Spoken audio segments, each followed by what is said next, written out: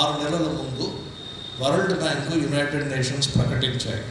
ఏమని ప్రకటించాయంటే ఈరోజు భారతదేశము యావత్తు మొత్తం ప్రపంచంలో ఎకానమీలో ఏంటి అంటే ఈరోజు 4వ స్థానానికి ఆల్రెడీ గవర్నమెంట్ ఇండియన్ ఎకానమీ చేరిపోయింది. 4వ స్థానంలో మనం ఉన్నాం. మళ్ళీ ప్రపంచ నిపుణులు ఏం చెప్తున్నారంటే ఏ విధంగా అయితే ఇప్పుడు 7.2% గ్రోత్ రేట్లో మనం గ్రో అవుతున్నాం. మొన్న విత్తమంత్రి గారు, ఫైనాన్స్ మినిస్టర్ గారు పార్లమెంటులో నుంచుని మన బడ్జెట్ని ప్రజెంట్ చేశారు.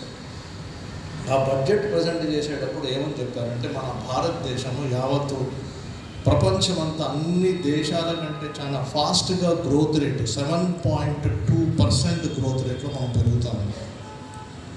ఆ ఫాస్ట్ రేట్ ఎవ్వరికీ లేదు, మనమే పెరుగుతున్నాం.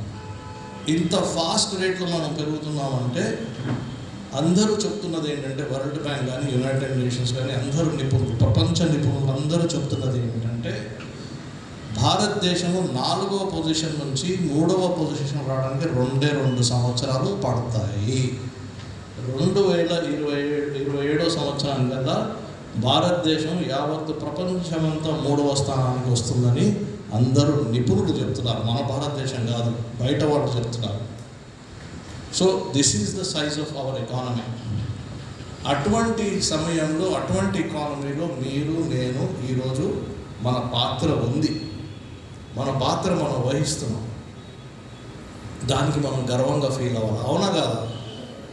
ఇందాక నేను అందరికీ నమస్కారం అంటే సగం మంది నిద్రలో ఉన్నారు. ఇప్పుడు కూడా నేను గర్వంగా ఫీల్ అవ్వాలా కాదా, అవునా కాదా అంటే మీరు ఇలా చప్పట్లు కొడుతూనే ఉంటారు. నేను మిమ్మల్ని వదలను, ఎందుకంటే నాకు తెలుసు మీరు ఎంత ఒక చిన్న ఎంటర్ప్రైజ్ పెట్టి ఎంత కృషి చేశారో నాకు తెలుసు. ఎన్నిసార్లు అధికారుల చుట్టూరు తిరిగారో నాకు తెలుసు, ఎన్నిసార్లు బ్యాంక్ చుట్టూరు తిరిగారో నాకు తెలుసు. మీ కృషికి జోహార్. చాలా దూరం మీరు ఇంకా వెళ్ళాలి, మీరు మంచి దారిలో ఉన్నారు. అయితే మళ్ళీ మనం వస్తే భారతదేశ ఎకానమీ ఏంటి, ఎలా ఉంది అని మనం మాట్లాడుకున్నాం. ఇప్పుడు ఆ తర్వాత డెమోగ్రాఫిక్స్ గురించి మనం మాట్లాడాలి.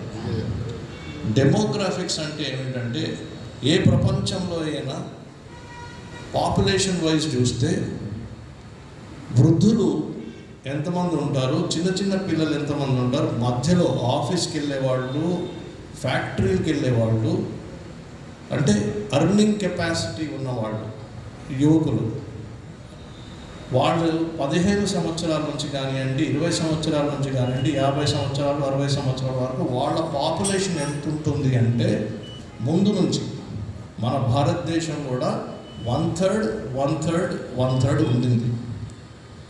అంటే 1/3 ఆఫీస్ పోయి సంపాదించి డబ్బులు తెస్తే 1/3 అంటే పిల్లలు స్కూల్ పోయే పిల్లల మీద ఖర్చు పెడితే ఇంకొక 1/3 వృద్ధుల మీద మెడికల్ ఎక్స్పెండిచర్ ఉంటుంది. అంటే 1/3 ఖర్చు సంపాదిస్తే 2/3 మీద ఖర్చు అవుతుంది. అది ఏ ప్రపంచంలో ఏ దేశంలోనూ ఇదే జరుగుతుంది. మన భారతదేశంలో కూడా ఇదే జరిగింది. కాకపోతే ఇప్పుడున్న విచిత్రమైన సిట్యువేషన్ ఏమిటంటే 2030కి కరెక్ట్గా భారతదేశం ఒక చరిత్రాత్మకమైన సిట్యువేషన్లో అడుగు పెట్టబోతాం.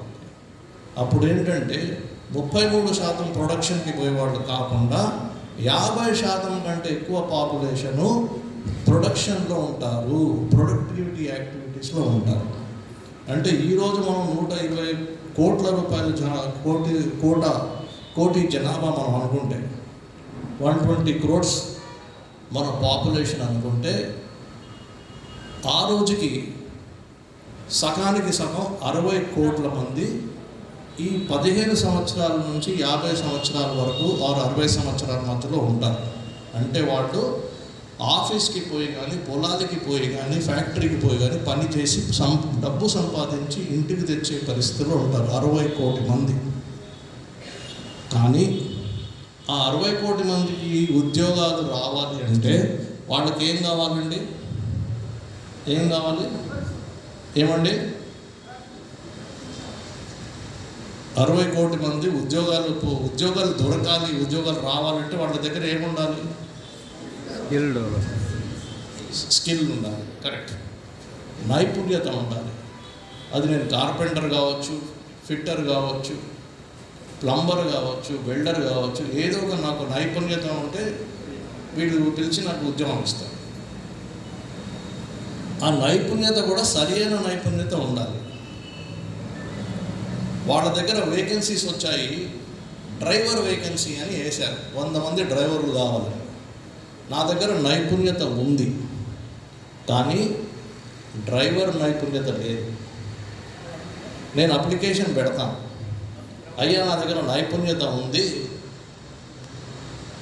కానీ డ్రైవర్ నైపుణ్యత స్కిల్ లేదు, నాకు డ్రైవర్ ఉద్యోగం ఇవ్వండి అని అంట. ఇస్తారా వీళ్ళు? అక్కడ కూర్చున్న ఇంటర్వ్యూలో కూర్చున్న అధికారులు ఇస్తారా?